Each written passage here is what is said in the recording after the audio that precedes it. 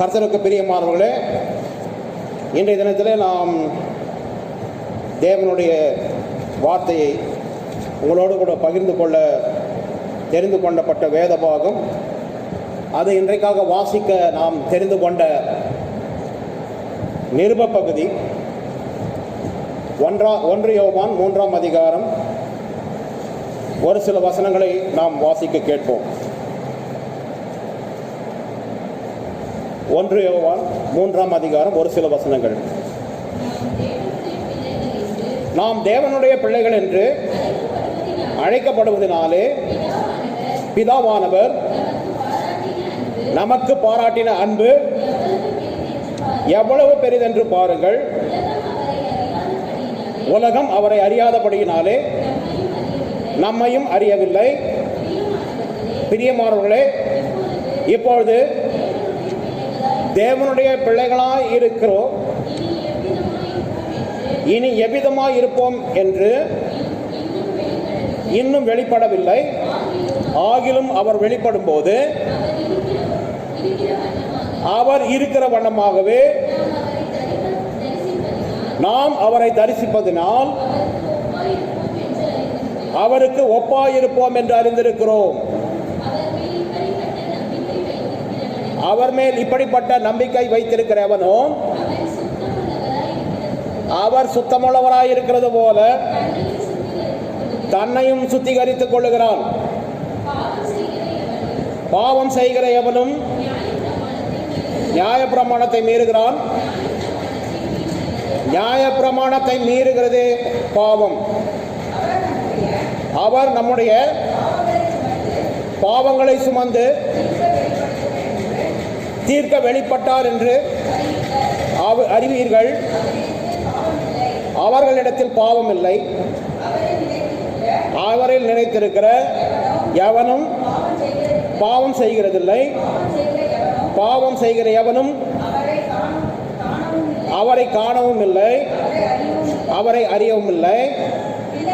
பிள்ளைகளே, நீங்கள் ஒருவராலும் வஞ்சிக்கப்படாதிருங்கள்.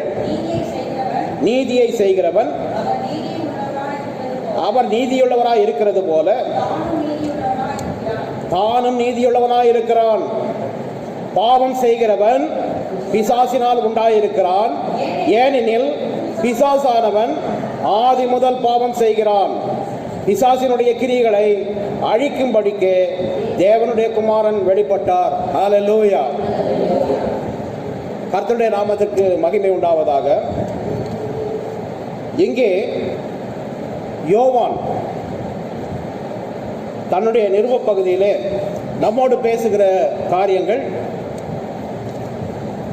ஆண்டவராகிய இயேசு கிறிஸ்து நம்முடைய பாவங்களுக்காக சிலுவையில் அறையப்பட்டு மரித்து அடக்கம் பண்ணப்பட்டு 3ஆம் நாளிலே உயிரோடு கூட எழுந்தார்.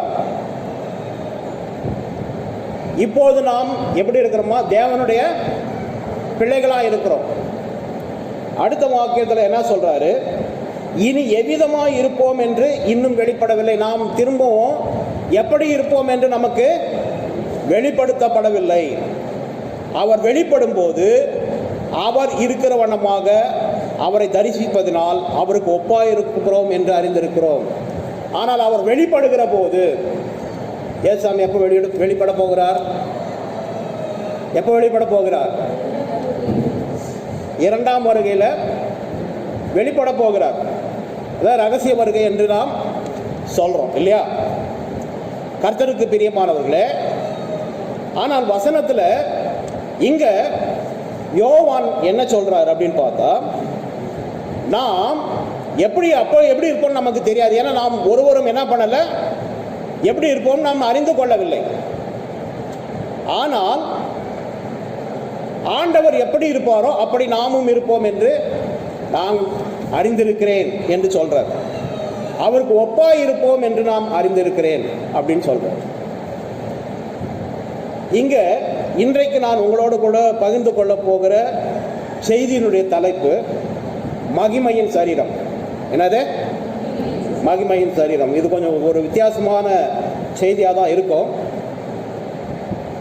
உயிர்த்தெழுதலும் அதற்கு பின்பாக ஆண்டவருடைய வெளிப்பாடு, அதற்கு பின்பாக சீஷர்கள் எவ்வாறு ஆண்டவரை வெளிப்படுத்தினார்கள் என்பதை குறித்த செய்திகளை தான் இன்றைக்கு உங்களோடு கூட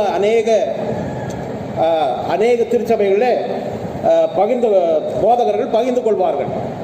ஆனால் நான் இன்றைக்கு உங்களோடு கூட ஆண்டவருடைய மகிமையின் சரீரத்தை குறித்து நான் உங்களோடு கூட பகிர்ந்து கொள்ள விரும்புகிறேன். ஆண்டவர் நம்மை படைக்கிற போது எப்படி படைச்சாரு?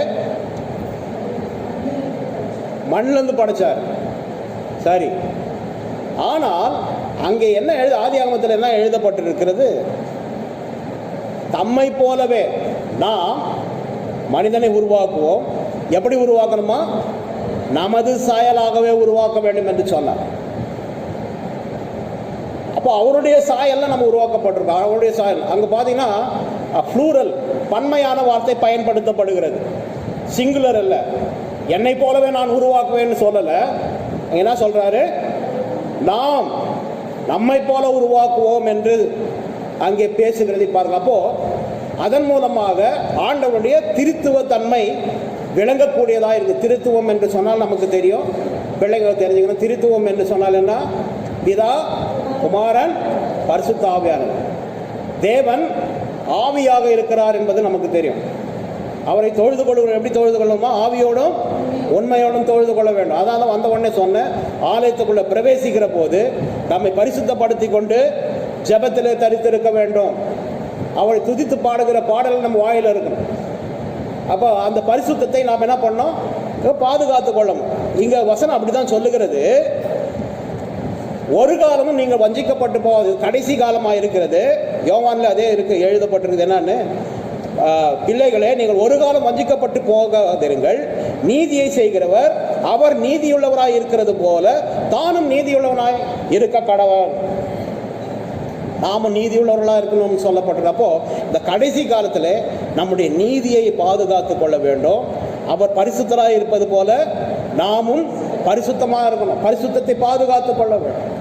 ரட்சிப்பின் வஸ்திரத்தை இழந்து போகக்கூடாது. முதல்ல பல முறை நான் சொல்லியிருக்கிறேன். நம்முடைய ரட்சிப்பின் வஸ்திரத்தை இழந்து போனோம் என்று சொன்னால் தேவனுடைய ராஜ்யத்தில் என்ன பண்ண முடியாது? பிரவேசிக்கவே முடியாது அப்படின்னு சொல்லுது. அப்போ பாவம் செய்கிற எவனும் பிசாசினால் உண்டாயிருக்கிறான். பிசாசினால் உண்டாயிருக்கான். பாவம் செய்கிறவர் பாவத்துக்குள்ள விழுந்து போயிட்டோம்னா நாம் பிசாசுக்குள்ளவர்களாக மாறி. அதான் ஆதாம் பாவத்தில் விழுந்து போனான். பாவத்தில் விழுந்த போது அவன் பிசாசுக்குண்டாவனாக மாறி போனான். தன்னுடைய தேவ சாயலை இழந்து போனான். இப்போ நாம் இங்க சொல்றது, தேவன் நம்மை உருவாக்கினது அவருடைய சாயலாக உருவாக்கப்பட்டோம். அப்போ நமக்குள்ள என்ன இருக்குதுன்னு சொன்னா, ஆவி, ஆத்மா, சரீரம், இந்த மூன்றையும் ஆண்டவர் வைத்தார். அப்போ தேவன் எப்படி இருக்கிறாரோ ஆவியா ஆத்மா சரீரத்தோடு இருக்கின்றார் என்பதை நாம் என்ன பண்ணணும்? விளங்கிக் கொள்ள வேண்டும். அவர் ஆவியா இருக்கிறார், ஆனால் அவருக்குள்ள என்ன இருக்குது? ஆவி, ஆத்மா, சரீரம் என்பது இருக்கிறது என்பதை நாம் விளங்கிக் கொள்ள வேண்டும். அதை போலதான் நம்மளை உருவாக்கி இருக்கிறார். ஆனால் ஒன்னே என்ன வித்தியாசம்னா, நம்ம எதால உருவாக்கினாரா? மண்ணினால் உருவாக்கினார். அதனால்தான் நீ மண்ணிலிருந்து எடுக்கப்பட்டாய், நீ மண்ணுக்கே திரும்புவாய் என்று வேத வசனத்தில் ஆண்டவர் நமக்கு சொல்லி இருக்கிறார். விளங்குதா? அப்போ ஆண்டவர் இப்போ நம்மை மீட்கும்படியாக என்ன ஆகிறாரு? கன்னிமரியார் இடத்தில் வந்து அவதரிக்கிறார், பிறந்தார். கன்னிமரியார் இடத்தில் பிறந்தார். பரிசுத்த ஆவியானவர் மரியின் மீது நிழலிடும் போது ஆவியானவர் என்ன ஆகிறார்? மரியாளுடைய கர்ப்பத்திலே பிள்ளையாக அவதரிக்கிறார்.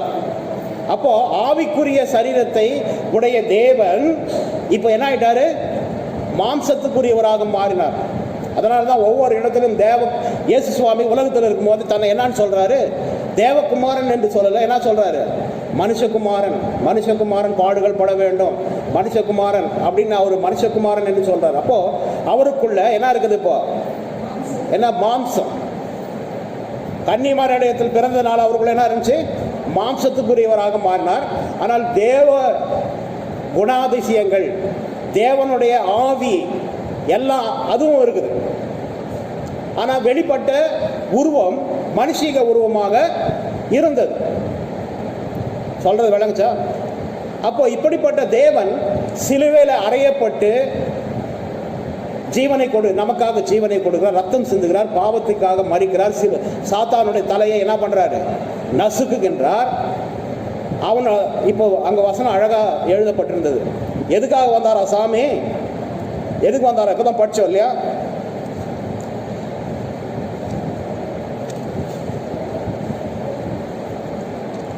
பிசாசனுடைய கிரியைகளை அழிக்கும்படிக்கு தேவகுமாரன் வெளிப்பட்டார். வாஸ்தவமா இல்லையா? எதுக்காக உலகத்துக்கு வந்தார் அவரு? பிசாசினுடைய கிரியைகளை அழிக்கும்படி, பாவத்தில் விழுந்து கிடந்த நம்மை மீட்கும்படியாகவும், பிசாசு நம் மீது கொண்டிருந்த அந்த ஆளுகையை அவர் அழிக்கும்படியாக தான் என்ன பண்ணாரா, இந்த உலகத்திலே வெளிப்பட்டார். அதனால தான் பிசாசனுடைய கிரியைகளை அழிக்கும்படியாக தேவகுமாரன் வெளிப்பட்டார். அப்ப சிலுவையில் அதை செய்து முடித்தார். பிசாசனுடைய சகல கிரியைகளும் நம் மீது இருந்து அவன் கொண்டிருந்த ஆளுகையும் என்ன பண்றார், அழித்து போட்டார்.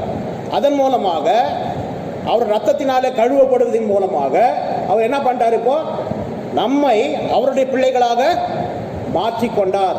அந்த அவருடைய பிள்ளை என்கிற அந்த ஸ்தானத்தை நாம் எந்த காலத்தில் என்ன பண்ணக்கூடாது, விட்டு போகவே கூடாது. ஆச்சா? இப்போ ஆண்டவர் சிலுவையில் அறையப்பட்டார், மரித்து அடக்கம் பண்ணப்பட்டார், 3ஆம் நாளிலே உயிரோடு கூட எழுந்தார். 3ஆம் நாள் உயிரோடு எழுந்த போது அவருடைய சரீரம் எப்படி இருந்தது? மாம்சமான அவருடைய சரீரமானது என்ன ஆயிடுச்சு, மாறி போயிற்று. எப்போ ஒரு மனிதன் மரிக்கிறானோ அப்போதே இந்த மாம்சம் என்ன ஆயிடுமா, மாறி போகும். அதாவது மாம்சம் மண்ணோடு கூட மண்ணாகி போகும். நான் சாகிற போது அது மண்ணோடு கூட மண்ணாகி போகும். அதே போலதான் ஆண்டவர் அந்த மரிக்கிற போது மாம்சத்திற்குரிய அவருடைய அந்த சரீரம் மாறி போயிற்று. அவர் மகிமையின் சரீரம் உடையவராக மாறி போனார். இப்ப அவருடைய சரீரம் எப்படி இருக்கு? மகிமையின் சரீரம்.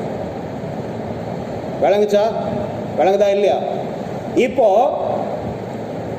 அவர் நம்ம வாசித்த சுவிசேஷ பகுதியில் அதுதான் நமக்கு சொல்லப்பட்டிருக்கு. என்ன சொல்லுச்சு? சீஷர்கள் எல்லாரும் கூடியிருக்கிறாங்க. அப்ப என்ன ஆகிறாரு, அவர்கள் மத்தியில் இயேசு கிறிஸ்து இயேசுசாமி வந்து நின்றார். அவங்க எப்படி இருக்கிறாங்கன்னா பயந்து கொண்டு இருந்தாங்க. வசனத்தில் எழுதியிருக்குது, பயந்து கொண்டு இருக்கிறாங்கன்னா இயேசுசாமியை 3 நாள் முன்னாடி தான் சிலுவையில் அரைஞ்சிட்டாங்க. இப்போ நம்மளையும் பிடிக்கிறதுக்கு பரிசேயரும் சதுசேயரும் இஸ்ரவேல் மக்களும் நம்மை பிடிப்பதற்காக சுற்றி திரிகிறார்கள் என்று சொல்லி அறை கதவுகள் எல்லாம் மூடி உள்ள இருக்கிறாங்க. அப்போ அறை கதவுகள் மூடி இருக்கிற நிலைமையில ஆண்டவர் என்ன பண்றாரு, அங்கே வந்து நிற்கிறார். இதுதான் அந்த மகிமையின் சரீரம். சாதா ஒரு மனுஷனை பூட்டி இருக்கிற வீட்டுக்குள்ள என்ன பண்ண முடியாது, வர முடியாது. சொல்றது விளங்குதா? இப்போ அதே மாதிரி தான் ஆண்டவர் உயிரோடு கூட எழுந்த போது மகதலேனா மரியாளுக்கு காட்சி அளிக்கிறார். அப்போ ஆண்டவரேன்னு போய் தொட போறாரு. என்னை என்ன பண்ணாத, தொடாத, இன்னும் நான் பரலோகத்திற்கு போகவில்லை என்று சொல்லி அங்கே தவிர்க்கிறது போகிறோம். இதுக்கு முன்னால் ஒரு அதிகாரத்தை பார்த்தீங்கன்னா, எம்மாவூர் என்கிற ஊருக்கு 2 சீஷர்கள் நடந்து போய் கொண்டிருக்கிறாங்க. திடீரென்று ஆண்டவர் வருகிறார். ஆனால் அவர்கள் கண்கள் மறைக்கிற ஆண்டவர் என்பது தெரியல அவங்களுக்கு. உடனே என்ன பண்ணுறாங்க, அவரை கூட பேசிட்டே போகிறாங்க. ஏன் சோகமாக இருக்கிறீங்க ஆண்டவர் கேட்கிற போது அவங்க என்ன சொல்கிறாங்க, இது எருசலேமிலிருந்து வரலையா, நீங்கள் புதுசாக இருக்கிறீங்களா, இங்கே நடந்தது என்னன்னு உங்களுக்கு தெரியாதா அப்படின்னு சொல்லிட்டு ஏசாமியை சிலுவையில் அறைந்ததுன்னு சொல்கிறாங்க. சொல்லி அவர் சொல்லும்போது ஆண்டவர் பேச ஆரம்பிக்கிறார். அவர் என்ன சொல்கிறாரு, தீர்க்க தரிசனத்தில் ஏசாமியை பற்றி சொன்னதெல்லாம் நிறைவேறதெல்லாம் அவர் என்ன பண்ணுறாரு, ஒவ்வொன்றா சொல்லிக்கொண்டே வருகிறார். சொல்லிக்கொண்டு வருகிற போது அவர் போகிற இடம் அந்த போது என்ன பண்ணுறாரு, பிரிந்து போவது போல வேற இடத்துக்கு போகிற மாதிரி காண்பிக்கிற போது இல்லை வாங்க என் கூட வந்து இன்றைக்கி ராத்திரி என்ன பண்ணுங்க, என் கூட தங்குங்கன்னு சொல்கிறார். இவங்க 2 பேரும் கேட்கிற போது அவர்கள் மத்தியில் என்ன பண்ணுறாரு, போகிறாரு. போயிட்டு அங்கே நிறைய சம்பாஷணைகள் நடக்கிறது. அவர் உண்ண வேண்டிய நேரம் வருகிற போது அவர் அப்பத்தை எடுத்து பிட்டு என்ன பண்ணுறாரு, அதை ஆசீர்வதித்து அவர்கள் கொடுக்கும்போது அவர் கண்கள் திறக்கப்படுகிறது. நாம் பேசி கொண்டிருப்பது யாரு, ஆண்டவராக இயேசு கிறிஸ்து என்பதையும் தெரிந்து கொள்கிறார். உடனடியாக மறைந்து போகிறார். அங்கே மறைந்து போறார் என்று எழுதப்பட்டிருக்கிறது. அப்போ அதுதான் ஒரு இடத்தில் வருவதற்கும் மறைந்து போவதற்கும் உள்ள ஒரு சரீரத்தை ஆண்டவர் பெற்றவராக இருந்தார். அப்போ அதுதான் வானத்திற்குரிய சரீரமாக இருக்கிறது. பிதாவானவர், அங்கே இருக்கக்கூடிய மூப்பர்கள், பரலோகத்தில் பிதாவானவர் இருக்கிறார், மூப்பர்கள் இருக்கிறார்கள், அநேக மக்கள், அநேக மேலோக மக்கள் இருக்கிறார்கள், தேவதூதர்கள் இருக்கிறார்கள். அவர்களுக்குரிய சரீரம் தான் இந்த மகிமையின் சரீரம். அதுதான் ஆண்டவர் மறுரூபமாகி காண்பித்தார் என்று போன முறை உங்க கூட வரும்போது நான் பேசினேன். அப்போ ஆண்டவருடைய சரீரம் மகிமையின் சரீரமாக மாறி போயிற்று. என்ன பண்றாரு? அப்போ இன்னொரு விஷயம் உங்களுக்கு தெரியணும். ஆண்டவர் கடைசி அந்த ராபோஜன திருவிருந்தை பற்றி சீஷர்களோடு கூட பகிர்ந்து கொள்ளுகிற போது அங்கே என்ன பண்ணுறாரு? அப்பத்தை எடுத்துவிட்டு அவர்களுக்கு பகிர்கிறார், திராட்சை ரசத்தை அவங்களுக்கு கொடுக்குறாரு. கொடுத்துட்டு, நான் தேவனுடைய ராஜ்யம் வரும் வரையிலும் இதை புசிப்பதில்லை என்று சொல்றார். சரியா? ஆனால் இங்கே அந்த சீஷர்கள் கூடி இருக்கிற இடத்துல அவர் வருகிற போது என்ன பண்ண சொல்றாரு? வாங்க, என்னை வந்து தொட்டு பாருங்க, கை கால்களெல்லாம் பாருங்க அப்படின்றார். அப்போ தொட்டு பார்க்குறாங்க. தொட்டு பார்க்கிற போது அங்கே என்ன இருக்குது? அவருக்கு சரீரம் இருக்கிறது. வசனம் அதுதான் சொல்லுச்சு. வாஸ்தவ கவனிச்சிங்களா அதை? அப்போ அவருக்கு சரீரம் இருக்கிறது, அவருக்கு எலும்புகளும் சரீரமும் இருக்கிறது. ஆனால் அவர் மகிமையின் சரீரம் உடையவராக இருக்கிறார். இதுதான் வித்தியாசம். இப்போ எலும்பு சரீரம் எல்லாமே சதை முதற்கொண்டு எல்லாம் இருக்குது. ஆனால் அது இந்த உலகத்திற்குரிய சரீரம் அல்ல. தொட்டு பார்த்தா சரீரம் இருக்குது. நீங்கள் நினைக்கிறது போல நான் ஆவியாக இருந்தால் ஆவிக்கு என்ன இருக்காது? சரீரமோ எலும்புகளோ இருக்காது அப்படின்னு சொல்கிறார். சொல்லிட்டு அவனை தொட்டு பார்த்துட்டு என்ன பண்ணுறான்? அப்போ தான் விசுவாசிக்கிறாங்க. அப்போ அவருக்கு சரீரம் இருக்கிறது. ஆனால் அது என்ன சரீரம்? என்ன சரீரமா? மகிமையின் சரீரம். இது அது உலகத்திற்கு உரியதல்ல, பரலோகத்திற்கு உரிய சரீரம். அடுத்தது, அவர் சாப்பிட்றதுக்கு ஏதாவது இருக்குதான்னு கேட்குறார். பொரித்த மீன்கள் இருந்து எடுத்து வந்து கொடுக்குறாங்க, அதை சாப்பிடுகிறார். சாப்பிட்டு அப்போ அங்கே பரலோகத்தில் நம்ம சாப்பிடக்கூடிய காரியங்கள் கூட இருக்கிறது என்பதை நாம் விளங்கிக் கொள்ள வேண்டும். அவர் என்ன சொல்லிட்டு போனார்? அப்பத்தையும் திராட்சை ரசத்தை நான் பருகுவதில்லை, தேவனுடைய ராஜ்யம் வருவதும் வரையிலும் திராட்சை ரசத்தை பருகுவதில்லைன்னு சொன்னாரே தவிர, ஆனால் இங்கே மீன் எடுத்து அவருக்கு முன்பாக சாப்பிட்டு காண்பிக்கிறார். அப்போ சாப்பிடுகிற போது அவர்கள் என்ன பண்ணுறாங்க? உணர்வடைகிறார்கள். நாம் உண்மையாகவே நம்முடைய ஆண்டவர் என்ன பண்ணார்? அவர் ஜீவனோடு கூட இருக்கிறார், உயிரோடு கூட எழுந்தார் என்பதை அவருக்கு வெளிப்படுத்தினார்கள். இதுதான் இந்த மகிமையின் சரீரம். அப்போ இங்கே யோவான் வந்து எப்படி நாம் இருப்போம், நம்ம எப்படி இருக்க போகிறோம்னு நமக்கு எனக்கு தெரியாது அப்படின்னு சொல்கிறாரு. ஆனால் இதற்குரிய பதிலை பவுல் அப்போஸ்தலன் தெளிவாக சொல்கிறார். நாம் எப்படி இருப்போம், ஆண்டவர் வருகிற போது நாம் எப்படி இருப்போம் அப்படின்றத தெளிவாக சொல்கிறார். அதை உங்களோட கூட நான் பகிர்ந்து கொள்ள விரும்புகிறேன். எடுத்துக்கொள்ளலாம்.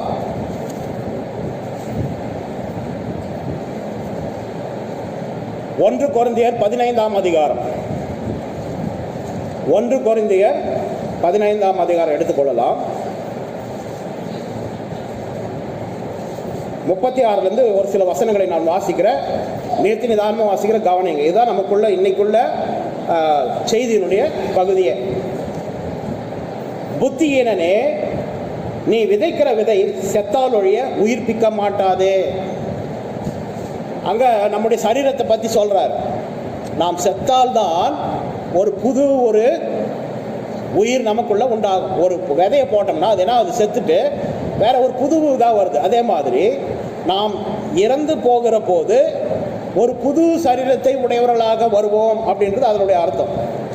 நீ விதைக்கிற போது இனி உண்டாகும் மேனியை விதையாமல் கோதுமை அல்லது மற்றொரு தானியத்தை உடைய வெறும் விதையை விதைக்கிறாய். ஒரு புது செடி வரும்னு அதை நம்ம போடுறதில்ல. இந்த விதையை போட்டால் வேற ஒன்று வரும்னு தான் போடுறோம். அதே வரும்னு நான் போடுறோம் இல்லை.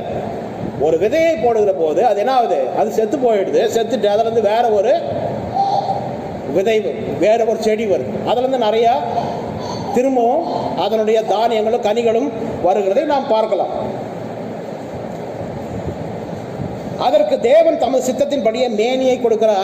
அந்த மேனி எப்படி உண்டாயிருக்குது? கோதுமை மாதிரியே இருக்கா? செடி கோதுமை மாதிரியே இருக்குதா? இல்லை, அது வேற மாதிரி இருக்குது. ஆனால் அதுலேருந்து வரக்கூடிய கோதுமை மணிகள் அதே போல இல்லையா? அப்போ தேவன் தன்னுடைய சித்தத்தின் படி அதற்கு மேனியை கொடுக்கிறார். இப்போ ஒருவன் மரித்து போனால் தேவன் தம்முடைய சித்தத்தின்படி அதற்கு ஒரு மேனியை கொடுக்கிறார். எல்லா மாம்சமும் ஒரே விதமான மாம்சம் அல்ல. மனுஷருடைய மாம்சம் வேறு, மிருகங்களுடைய மாம்சம் வேறு, மச்சங்களுடைய மாம்சம் வேறு, பறவைகளுடைய மாம்சம் வேறு. எல்லாத்துக்கும் ஒரே மாதிரி இருக்குதா? இல்லை. எல்லாத்துக்கும் ஒரே மாதிரி இருந்தால் ஒருத்தனுக்கு கண்ணு அடிபட்டுச்சுன்னா ஒரு விலங்கினுடைய கண்ணை எடுத்து வச்சுருவான். ஒருவனுக்கு ஹார்ட் டேமேஜ் ஆச்சுன்னா என்ன பண்ணுவான்? ஒரு விலங்கினுடைய ஹார்ட் எடுத்து வச்சிருவாங்க. ஆனால் தேவன் அப்படி உண்டாக்கலை. எல்லாத்தினுடைய சரீரத்தினுடைய மாம்சமும் வெவ்வேறு அப்படின்னு சொல்லிட்டு அங்கே கவனிங்க. வானத்துக்குரிய மேனிகளும் உண்டு. இப்பதான் சொல்றார் பாயிண்ட். வானத்துக்குரிய பரலோகத்திற்குரிய மேனிகள் உண்டு, அது பூலோகத்திற்குரியவைகள் அல்ல. அப்ப அந்த பரலோகத்துக்குரிய மேனியை தான் யார் இப்ப பெற்றுக்கொண்டது? நம்முடைய ஆண்டவராகிய இயேசு கிறிஸ்து பெற்றுக்கொண்டார். சரியா? பூமிக்குரிய மேனிகளும் உண்டு. வானத்துக்குரிய மேனிகளுடைய மகிமை வேற. வானத்துக்குரிய மகிமைகள் அவங்களுடைய மகிமையே வேற. அவங்க மகிமை எப்படி இருந்துச்சா? சூரியனை போல மறுரூபமாகி சாமி மறுரூபமாகி காமிக்கும் போது அவருடைய வெளிச்சம் எப்படி இருந்துச்சா? அவர் சுற்றிலும் சூரியனை போல பிரகாசித்தது. அவரே நம்மை பிரகாசிக்கிற ஒளியாயிருக்கிறார் அப்படின்னு வாசிக்கிறோம். அந்த ஒளி நம்மை பிரகாசிச்ச நமக்குள்ள இருக்கக்கூடிய காரிருள் அகன்று போகும். காரிருள் என்பது யாரு? பிசாசு. அவர் நமக்குள்ள இருந்தார் என்று சொன்னால் பிசாசு நம்மளை தொடவே முடியாது. நமக்கு விரோதமாக எது செய்யப்பட்டாலும், பில்லி சூனியமோ ஏவலோ மந்திரமோ எதுவாக இருந்தாலும், ஆண்டவராகிய இயேசு கிறிஸ்து நமக்குள்ள இருந்தால் அவை ஒன்றை நம்ம என்ன பண்ணாது? தொடவே தொடாது. அப்ப கவனிங்க, சூரியனுடைய மகிமை வேறு, சந்திரனுடைய மகிமை வேறு, நட்சத்திரங்களுடைய மகிமையும் வேறு. மகிமையில நட்சத்திரத்துக்கு நட்சத்திரம் வித்தியாசம். நட்சத்திரத்துக்கு என்ன இருக்கும்? வித்தியாசம் இருக்குது. ஒன்றுக்கு ஒன்றும் இல்லை. மரித்தோரை உயிர்த்தெழுதலும் அப்படியே இருக்கும். இப்போதான் மரித்தோருடைய உயிர்த்தெழுதலும் அப்படியே இருக்கும். அங்கே கவனிங்க, அழிவுள்ளதாய் விதைக்கப்படும், அழிவில்லாததாய் எழுந்திருக்கும். ஹல்லேலூயா. நாம் சாகிற போது அழிவுள்ளவர்களாக மரித்து போவோம், மண்ணுக்கே திரும்புவாய்ன்னு சொல்லிட்டார் சாமி. ஆனால் உயிரோடு கூட எழுகிற போது அழிவில்லாததாக என்ன போவோம்? எழுந்திருக்கும். நம்முடைய சரீரம் என்று சொன்னால் மகிமைக்குரிய சரீரமாய் ஆண்டவர் மாற்றி விடுவார். உடல் வசனம் இப்பதான் படித்தோம். பிசாசுக்கு கீழ்ப்படுகிறவன் யாரால் உண்டாயிருக்கிறானா? பிசாசினால் உண்டாயிருக்கிறான். சரியா? ஆண்டவருக்குள்ளாக பிறந்த நாம் எப்படி இருக்கிறோம்? ஆண்டவரை போல இருக்கும். அவருடைய சரீரத்தை பெற்றவர்களாக இருக்கும். பரிசுத்தமான சரீரம். அப்போ பிசாசினால் உண்டானவன் பிசாசுக்குரிய சரீரமாக இருப்பாங்க. இப்போ இங்கேயே ரெண்டு வித்தியாசம் இருக்கு. ஒருவேளை ஒரு பாவி மரித்தான் என்று சொன்னால் அவனுடைய சரீரம் மகிமையின் சரீரமாக இருக்காது. சொல்றது விளங்குச்சா? ஆண்டவருக்குள்ள மரித்தோம் என்று சொன்னால் நம்முடைய சரீரம் மகிமையின் சரீரமாக இருக்கும். பிசாசுக்குள்ள மரித்தோம் என்று சொன்னால், பாவத்தில் திளைத்து சாபத்தை பெற்று நாம் மரிப்போம் என்று சொன்னால் பிசாசுக்குரிய சரீரத்தை உடையவர்களாக மாறிப்போம். ஆண்டவர் அப்படிதான் மாற்ற. அவனை மேல வந்து தள்ளிட்டாரு. அவன் மேல வந்து தேவதூதனாக இருந்தான்.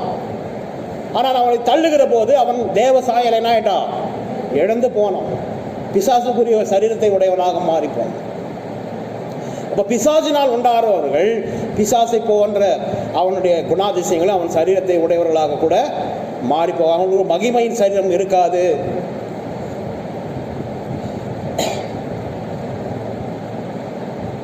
கனவீனம் உள்ளதாய் விதைக்கப்படும், மகிமை உள்ளதாய் எழுந்திருக்கும். கனவீனமாக விதைக்கப்படும். எடுத்துன்னு போய் போட்ட உடனே நான் அழுகி போகுது, நாரி போகுது, புழு சாப்பிட்றோம், ஒன்றுமில்லாமல் போகுது. எலும்பு அப்புறமா எலும்பு கூட என்ன ஆகிடுது? மண்ணோடு கூட மண்ணா மாறி போகும். எல்லாம் மண்ணோட மண்ணாயிடும். ஆனால் இது அழிவுக்குள்ளதாய் விதைக்கப்பட்டு என்ன ஆகிடுமா பாருங்க? கனவீனமாய் விதைக்கப்படும், மகிமை உள்ளதாய் எழுந்திருக்கும்.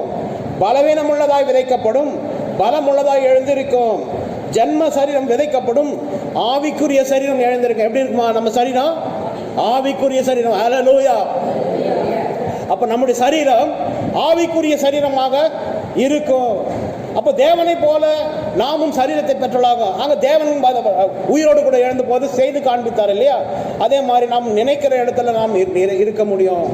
பூட்டின வீட்டிற்குள்ள கூட நாம் இருக்க முடியும். அப்படிப்பட்ட ஒரு சரீரத்தை தேவன் நமக்காக வைத்த ஒரு அதன் அந்த மகிமையை நம்ம கொஞ்சம் யோசித்து பார்த்தோம்னா, நாம் எப்படிப்பட்ட வாழ்க்கை வாழ வேண்டும் என்கிற அந்த முடிவை நம்ம இப்பவே என்ன பண்ணுவோம்? எடுத்துக்கொள்வோம். தேவனை போல நாம் இருக்கணும். பிசாசு அப்படிதான் சொல்லி ஏமாத்துறான். இந்த கனியை சாப்பிட்டீங்கன்னா நீங்க தேவனை போல மாறிடுவீங்கன்றான். உடனே ஆசை வந்துடுச்சு இல்லையா? அப்போ தேவன் என்ன பண்றாரு? இவர்கள் என்றென்றும் உயிரோடு இருக்கக்கூடிய நன்மை தீமை அறியக்கூடிய கனியை தான் சாப்பிட்டானுங்க. இவங்க என்றென்றைக்கும் உயிரோடு இருக்கும்படியாக ஜீவ கனியை போய் சாப்பிடக்கூடாது. பாவத்தில் விழுந்துட்டு இவனுங்க திருப்பி போய் சாப்பிட்டான்னா அழிவே இல்லாமல் பாவத்திலே வந்துடுவாங்க. அப்போ இவங்களை மீட்பதற்கு முடியாதுன்னு சொல்லி தான் அந்த ஜீவக்கனியின் விருட்சத்துக்கு போகக்கூடிய வழியை அடைத்து போட்டார் என்று வேதத்தில் வாசிக்கிறோம். இப்போ ஜீவக்கனி என்பது ஒன்று இருக்கிறது. அது எங்கே இருக்குமா? பரலோகத்தில் இருக்குமா? வெளிப்படுத்தலுக்கு சொல்றார், என்னுடைய பிள்ளைகளுக்கு நான் ஜீவக்கனியை கொடுப்பேன். அப்போ அங்கே சாப்பிடக்கூடிய விஷயங்கள் இருக்கிறது. அது சாப்பாட்டுக்காக நான் இம்பார்ட்டன்ஸ் கொடுக்குறேன்னு யோசிக்காதீங்க. அப்போது இது நமக்கு தெளிவுபடுத்துகிறது. நம்முடைய சரீரம் ஆவிக்குரிய சரீரமாக இருக்கும். அங்கே அநேக காரியங்கள் தேவன் நமக்காக வைத்திருக்கிறார் என்பதை நாம் அறிந்து கொள்ள வேண்டும். இப்போ என்ன சொல்கிறோம்? அந்தபடியே முந்தைய மனுஷனாகிய ஆதாம் ஜீவ ஆத்மாவானான் என்று எழுதியிருக்கிறது. முதல் வந்த போது எப்படி இருந்தான்? ஜீவ ஆத்மாவாக தேவனுடைய சரீரத்தை போல மாறி போனான். பிந்தின ஆதாம் உயிர்ப்பிக்கிற ஆவியானவர். ஆனால் அவன் மரித்து உயிரோடு கூட எழுந்த போது தேவன் எப்படி ஆயிட்டாராம்? ஆவி. இயேசு கிறிஸ்து தான் முதல் பலி இல்லையா? அவர் தான் முதலாவது மரித்து உயிரோடு கூட எழுந்த முதல் மனிதனாகவும் தேவகுமாரனாகவும் இருக்கிறார். அவர் தான் முதல். அப்போ அவர் தான் முதலாவது ஆவிக்குரிய சரீரத்தை உடையவராக மாறி போனார். ஆவிலும் ஆவிக்குரிய சரீரம் முந்தினதல்ல, ஜென்ம சரீரமே முந்தினது, ஆவிக்குரிய சரீரம் பிந்தினது. முந்தின மனுஷன் பூமியிலிருந்து உண்டான மண்ணானவன், இரண்டாம் மனுஷன் வானத்திலிருந்து வந்த கர்த்தர். மண்ணானவன் எப்படிப்பட்டவனோ மண்ணானவர்களும் அப்படிப்பட்டவர்களே, வானத்துக்குரியவர்கள் எப்படிப்பட்டவர்களோ வானத்துக்குரியவர்களும் அப்படிப்பட்டவர்களே. விளங்குதா? இப்போ வானத்துக்குரியவர்கள் எப்படிப்பட்டவர்களோ அவ மறுரூபமாகிற போது நாமும் அப்படிப்பட்டவர்களாக இருப்போம். சகோதரரே, நான் சொல்லுகிறது என்னவெனில், மாம்சம் ரத்தமும் தேவனுடைய ராஜ்யத்தை சுதந்திரிக்க மாட்டாது. இந்த நம்முடைய சரீரம் என்னவாதான்? ரத்தமோ தேவனுடைய ராஜ்யத்துக்கு போவாது. நாம் சாகுற போது அதுவும் செத்து போகுது. தேவனுடைய அழிவுள்ளது அழியாமை சுதந்திரிப்பது இல்லை. இது அழிவுள்ளது, அழியாமை என்னாவாது? சுதந்திரிக்காதுன்னு சொல்றாரு. இதோ ஒரு ரகசியத்தை உங்களுக்கு அறிவிக்கிறேன், நாம் எல்லோரும் நித்திரை அடைவதில்லை. ஆகிலும் கடைசி எக்காலம் தொனிக்கும் போது ஒரு நிமிஷத்திலே, ஒரு நிமை பொழுதிலே நாம் எல்லோரும் மறுரூபமாக்கப்படுவோம். எக்காலம் தொனிக்கும், அப்பொழுது மரித்தோர் அழிவில்லாதராய் எழுந்திருப்பார்கள், நாமும் மறுரூபமாக்கப்படுவோம். அழிவுள்ளதாகிய இது அழியாமையும் சாவுக்கேதுவாகிய இது சாவாமையும் தரித்து கொள்ளும். அழிவுள்ளதாகிய இது அழியாமையும் சாவுக்கேதுவாகிய இது சாவாமையும் தரித்து கொள்ளும் பொழுது மரணம் ஜெயமாக விழுங்கப்பட்டது என்று எழுதியிருக்கிற வார்த்தை நிறைவேறும். ஹல்லேலூயா. இப்போ உங்களுக்கு தெளிவாக விளங்கி இருக்கும்னு நினைக்கிறேன். அப்போ தேவன் நம்மை அழைத்து கொண்டு போக வருகிற போது ஒருவேளை நம்ம உயிரோடு இருந்தோம்னா என்ன ஆகுமா? நம்முடைய சரீரம் அப்படியே மறுரூபம், இந்த மாம்சத்துக்குரிய இந்த சரீரம் அப்படியே கழண்டு போயிடும். அது எப்படி போகன்றதெல்லாம் நமக்கு தெரியாது, பொசுங்கிடுமா என்னன்னு தெரியாது. நாம் அப்படியே மறுரூபம் ஆகிடுவோமா உயிரோடு இருந்தோம்னா? ஆண்டவர் ரகசிய வருகையில் உயிரோடு இருந்தோம்னா அப்படியே அவரை போல மாறிடுவோம். அப்போ அங்கே தான் சொல்றாரு, மரணம் ஜெயமாக விழுங்கப்பட்டது, அவர்களுக்கு மரணம் இல்லை. ஆண்டவர் வருகிற போது யாரெல்லாம் பரிசுத்தமாய் ஜீவித்து கொண்டிருக்கிறார்கள் அவ அப்படியே மறுரூபமாவாங்க. ஏன்னா இல்லை, மரணம் கிடையாது. சொல்ல கிடைச்சா மரணம் ஜெயமாக விளங்கப்படாது. பின்னால் வாசிங்கன்னா, மரணமே உன் கூரெங்கே, பாதாளமே உன் கொடுக்கங்க என்று எழுதப்பட்டிருக்கும். இப்ப மரணத்தை அவர்கள் ஜெயமாக விழுங்கினார்கள் என்று இருக்கும். சொல்றது விளங்குதா? ஒருவேளை நாம் மரித்து போனோம் என்று சொன்னால், ஆண்டவர் வரத்துக்கு முன்னாடி மரித்துட்டு நிறைய பேர் மரித்திருக்கிறாங்க. கிறிஸ்துவுக்குள் மரித்தவர்கள் பாக்கியவான்கள் என்று எழுதப்பட்டிருக்குது. கிறிஸ்துவுக்குள் நாம் மரித்தோம் என்று சொன்னால் நாம் பாக்கியவான்கள். ஏன் என்று சொன்னால், அவர் வருகிற போது உயிரோடு கூட எழுவோம். அப்போது எப்படிப்பட்ட சரீரத்தை உடையவர்களாக இருப்போம்? மகிமைக்குரிய சரீரத்தை உடையவர்களாக இருப்போம். முடிவு பண்ண வேண்டியது நம்ம தான். மகிமையின் சரீரம் பெற்ற ஆண்டவரை தரிசிக்க போறோமா, இல்ல மரணத்துக்கு பின்பாக பிசாசோடு கூட அவன் போன்ற அவன் உருவமைப்பை பெற்று பாதாளத்தில் இருக்க போகிறோமா? பாவிகளை ரட்சிக்க கிறிஸ்து இயேசு உலகத்தில் வந்தார். ஒருவரும் கெட்டு போகாமல் நித்திய ஜீவனை அடைய வேண்டும் என்று சொல்லி தன்னுடைய ஒரே பேரான குமாரன் தந்து இவ்வளவாய் உலகத்திலே அன்பு கொண்டார். அப்படிப்பட்ட ஒரு தேவன் நமக்காக காத்து கொண்டிருக்கிறார். மகனே, மகளே, நான் உனக்காக மரித்திருக்கிறேன், நீ என்னோடு கூட இருக்கணும். நான் உன்னை உருவாக்கினது நான் தான். உனக்கு ஜீவனை கொடுத்து பாதுகாத்து கொண்டிருக்கிறது நான் தான். ஆனால் நீ என்றென்றுமாக என்னோடு கூட இருக்க வேண்டும். பரலோகத்தில் என்னை போல தேவலோகத்தில் இருக்கக்கூடிய அந்த உயிரினங்களைப் போல, பிதாவை போல, மூப்பர்களைப் போல, தேவதூதர்களைப் போல சரீரத்தையுடையவர்களாக என்றென்றுமாக நாம் என்ன பண்ணோம்? தேவனை தொழுது கொண்டு ஆராதித்து கொண்டிருக்க வேண்டும். அப்படிப்பட்ட ஒரு நிலைமையை நம்மிடம் ஆண்டவர் எதிர்பார்க்கிறார். அதை செய்ய நாம் என்ன பண்ணோம்? நம்மை ஆயத்தப்படுத்தி பாதுகாத்துக் கொள்வோம். தேவன் தாமே இந்த வார்த்தைகளை ஆசீர்வதித்து காப்பாராக.